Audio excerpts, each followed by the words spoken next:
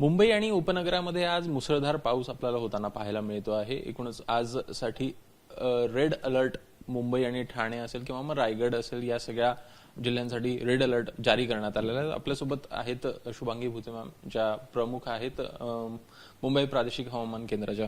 Ma'am, सध्या जर का परिस्थिती पाहिजे तर नेमकं काय आहे? मान्सून दाखल झाला आहे, मात्र नेमकी याची प्रगती पुढे कशी असेल?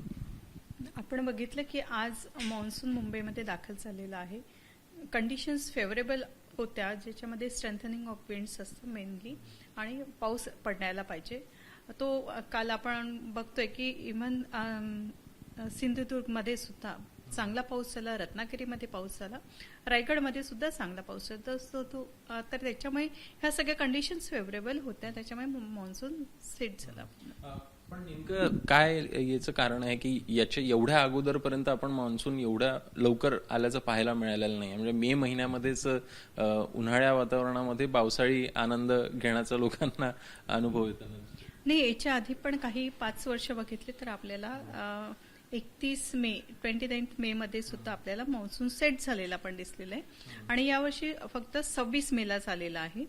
ह्याच्या मागचं कारण म्हणजे जे आपण LRF मध्ये आपण बघतोय काही घटक आहेत जे पूरक होते early setting of the monsoon आणि चांगला पाऊस पडण्यासाठी, आणि तेच घटक होते जे केरळसाठी पण मॉन्सून सेट होण्यासाठी लवकर सेट होण्यासाठी, आणि अरेबियन सी मध्ये जी कमी दाबाचं क्षेत्र झालं त्याच्यामुळे मॉइश्चर फीड पण होतं, आणि ह्या कंडिशन सॅटिस्फाय होत गेल्या, आणि त्याच्यामुळे मॉन्सून सुद्धा आपल्याकडे महाराष्ट्रामध्ये लवकर येऊन गेला। साधारणपणे आपण जी सिस्टीम तुम्ही म्हणताय जी तयार झालेली होती अगोदर डिप्रेशन मध्ये, आणि त्यानंतर मग ती पुन्हा एकदा कमकुवत होत गेली, त्या कारणामुळे आपण म्हणू शकतो की ही जी सगळं मान्सून आहे तो थोडा त्याला गती मिळाली। मॉन्सून सर्ज होता, जो मॉन्सून सर्ज होता तो ह्या जे कमी दाबाचं क्षेत्र अरेबियन सी मध्ये झालं होतं त्याच्यामुळे ते पुढे आलं, आणि आता ते कमी दाबाचं क्षेत्र जे होतं ते आता म्हणजे मराठवाड्यावर आहे, तर तिकडे सुद्धा थोडासा पाऊस येतच आहे। इव्हन मध्य महाराष्ट्राला आपण त्याचं बघतोय की आपण त्याला रेड अलर्ट दिलंय। जे विंड्स होते स्ट्रॉंग विंड्स आहे, मॉन्सूनचे टिपिकल पॅटर्न असतात जे सॅटिस्फाय होत होते घटक, त्याच्यामुळे आपण मॉन्सून लवकर आलं।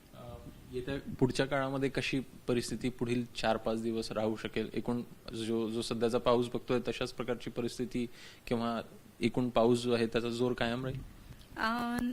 आता जर आपण म्हटलं मुंबईला उद्यापासून येलो अलर्ट असणार आहे, कारण हे जे आता जे सॅटेलाइट पिक्चर किंवा रडार पिक्चर मध्ये बघतोय तर आपल्याला ते दिसेल की क्लाउड डेव्हलपमेंट खूप जास्त झाली होती, आणि त्याच्यामुळे आपल्याला थंडरस्टॉर्म, गस्टी विंड सोबत हेवी रेनफॉल झाला। पण सर्वसाधारणतः अशी परिस्थिती खूप वेळेपर्यंत राहत नाही, तर ती परिस्थिती कमी होईल। जे आपण सकाळी बघितलं की फक्त साऊथ मुंबईला पाऊस झाला, बाकी पुणे सबबमध्ये अगदी 33 मिलीमीटर वगैरे इतका पाऊस झाला, आणि आता तो थोडासा सबबमध्ये पण आहे, पण ही परिस्थिती कमी म्हणजे आज आणि उद्यापर्यंत ती कमी होईल आणि येलो अलर्ट असेल।